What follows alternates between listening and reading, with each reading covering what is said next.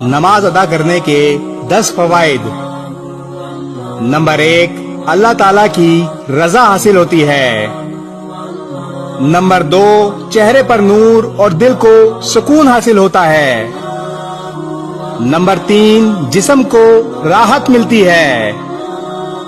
Number 4، اللہ کی رحمت کا ذریعہ بنتی ہے۔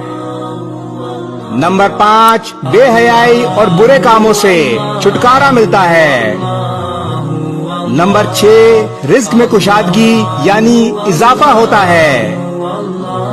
نمبر 7، نماز قبر میں ساتھ ہوتی ہے۔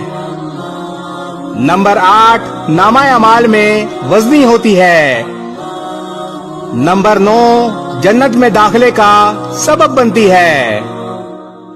اور نمبر 10، جہنم سے آزادی کا ذریعہ ہے۔